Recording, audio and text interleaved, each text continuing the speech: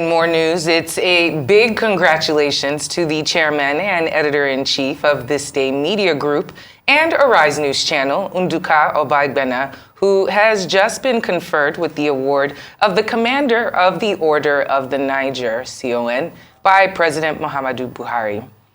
Prince Obagbena joined more than 400 other notable Nigerians in Abuja who were also honored.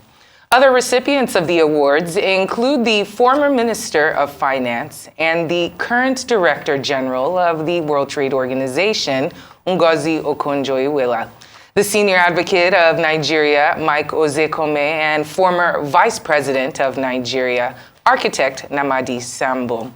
Dr. Ngozi Okonjo-Iweala and the Deputy Secretary General of the United Nations, Amina Mohammed, bagged the second highest honors, the Grand Commander of the Order of the Niger, GCON.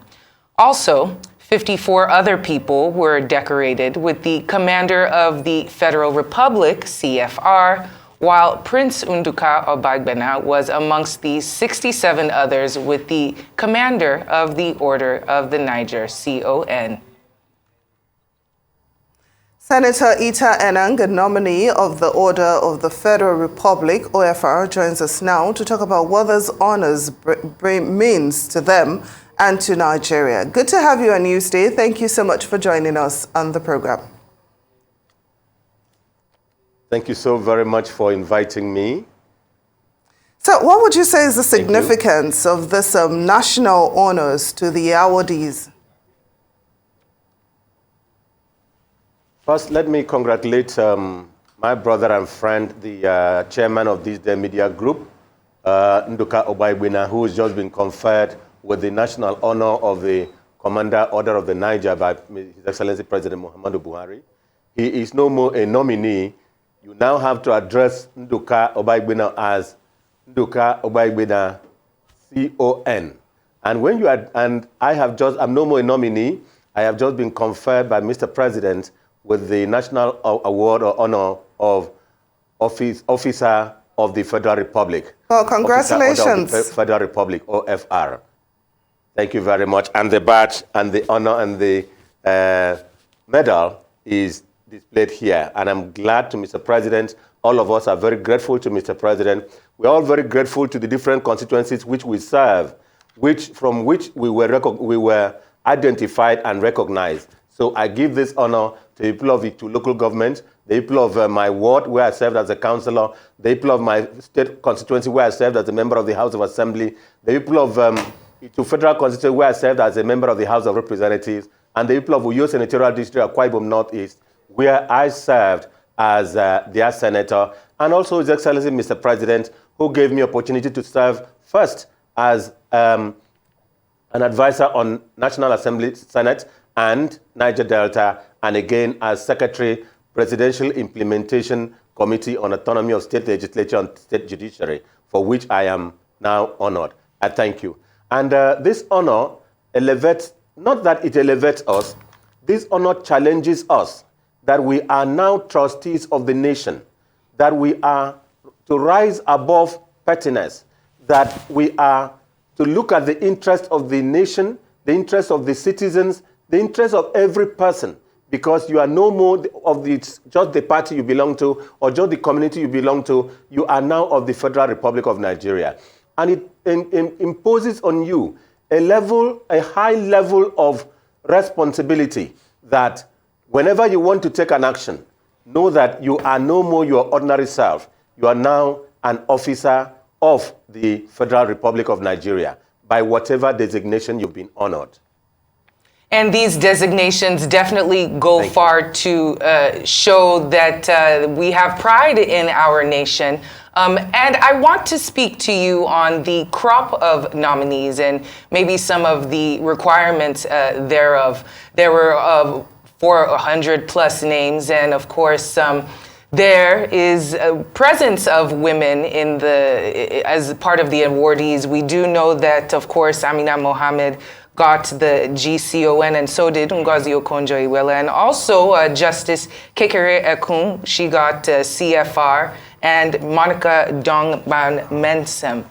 That was 4 of the 400 plus names that I scanned. I might have missed a few other females, but can we talk about the representation of women in this awards list, seeing as, they pull their weight as well? Would you like to see more women on the list? And could you maybe also tell me, maybe there's some other criteria that Nigerians might not be aware of in order to be a nominee for some of these honors? What do you say?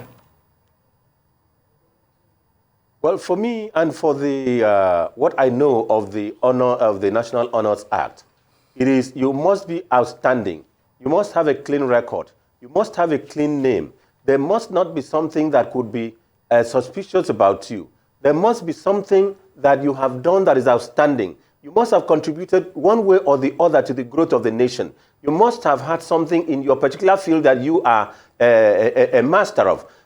Like some musicians were honored. Chimamanda Adichie was honored. Many other persons who have stood out were honored. Coming to women, I have always held on the floor of the House of Representatives and the Senate that I do not believe in gender discrimination, because I believe that God created man and woman equal. The only difference is that one had to play the role of carrying the baby, and the other one had to play other roles, and so they're equal. Now, the way women in the world and women in Nigeria have challenged the men today, I think that I foresee a situation where men, if they don't take time in certain professions, the men may also have to hold a meeting, perhaps not in Beijing this time, to ask for 35%. Because if you go to the judiciary, women are all over. Men are in the minority now. Come to even the federal permanent secretary, men are almost in the minority. Go to even the states, men are in the minority. And one other area that I can say, chief judges of states in Nigeria today, men are in the minority. Women are in the majority among the chief judges of states. Under the Buhari administration, you'll see the kind of elevation, honor, privileges. I don't call it privileges because the women deserve it. It's not a privilege. The opportunities that has been given to women of today, the people that had the highest honor, GCON, I think more were men. The Ngozi Okonjo-Iweala, Director General, World Trade Organization. Amina Mohammed, the Deputy Secretary General of the United Nations, and a lot of other of them. You've had women being Chief Justice of Nigeria. So there is no more discrimination in Nigeria against women. And what men now have to take very serious steps to catch up, in all spheres, because women are taking over and men are trailing behind. I apologize to the men, but I challenge you to keep the pace. Now, Senator Enang, I'm sure you're aware that there have been some controversy over the list of nominees that have now been awarded the honors. According to an editorial in the Vanguard newspaper, the president gave out these honors to some people who cannot justify what they've done, to national development, except their personal relationship with the commander-in-chief. What do you say about the selection criteria that is being used, that is not actually very clear to the public, that is being used to pick these individuals who are awarded the national honors? I will say that is not correct. I wouldn't say that I'm not aware. I will be unfair if I say, it is the business of the committee or the business of the ministry. But I know that the business, it is something that is done, and sometimes immediately after, it has to be cleared by the Council of State or thereabout. Now, the committee, the ministry, is headed by a very seasoned Nigerian, a two-term former governor of Benue State, and a former leader of the Senate, three-term senator, now a second-term minister of the Federal Republic. That is, and the committee the selection committee is headed by His Lordship Honorable Justice Baje, the Emir of Nasarawa, and he is above board. The Emir of Nasarawa, His Lordship, that is chairing the committee, did not retire from the Supreme Court or was not sacked from the Supreme Court. And he did not complete his term in the Supreme Court. It was his people that invited him. And he left to be the emir when he still had years to serve in the Supreme Court. Therefore, he has and has kept honor. There is no situation where any person can be said to be given on the basis of a personal relationship with the president. Well, if you have a personal relationship with the president and you have also had achievements on your own that are credited to you, that's a credit, but not on the basis of a relationship. And of course, if you know President Muhammadu Buhari, I've worked with him for a long time, he will tell you, go and do the right thing. You will account to your God. I repeat it. President Muhammadu Buhari, as a minister, as advisor, when you take something for him to share opinion, after sharing the opinion with you and having your perspective, he will tell you, go and do the right thing. You will account to your God. So it is not correct that the list and the selection were done or given to persons who did not merit it. All right, Senator Enang, I want to just dive a little bit more into the controversy that, of course, trailed the announcement of the 430 some odd nominees last week. When the list initially came out, there was noticeably absent the former Speaker of, the former Senate President, Bukola Saraki. And we know that as tradition, the awards generally give one to those that hold the position that he held. A lot of newspapers and some others were saying it was possibly attributed to the rift between our president, Muhammadu Buhari, and of course, Bukola Saraki. And then another report came out saying the list was fake, that probably in another list we would see his name. Of course, as the award ceremony went through today, we did not see him present, nor did we see him awarded with any honors.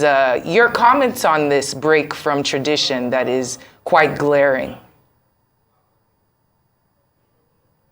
That is going into real deep and depth of details. And it will be inappropriate for me, not being a member of the committee and not having been present when the selections were made, to offer any opinion on it. I am not in a position to speak on this.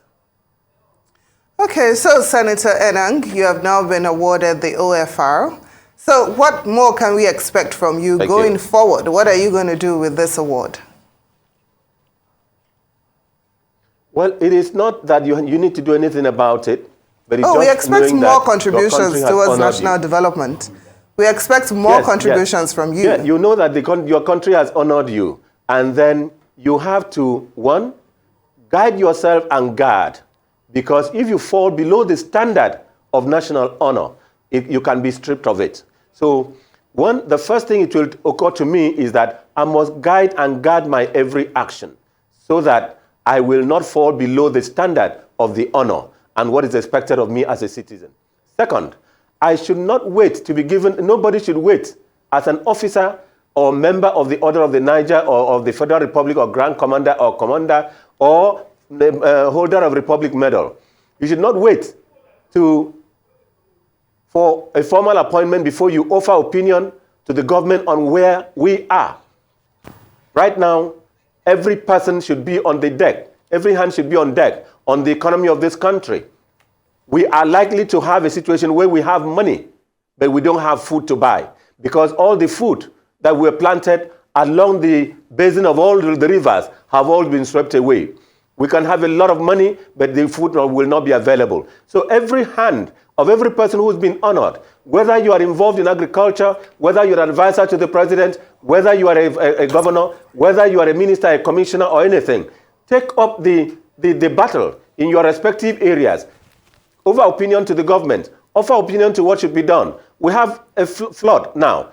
But what should have been done would have been to clear the channels of the little rivers and streams along the channels where this water would have entered. No? So as an officer, it challenges you that don't wait and don't say, I'm not a minister. Don't say, I'm not a director general. I can't offer opinion on this, or I can't put my hands on this, or I can't put investment on this, or I cannot look for international agencies to come and do this, or I cannot partner with institutions to solve this problem. You are now an officer. You are now a member. You are an honored person. So offer opinion and work on getting the country out of any trouble it is, even your state and community.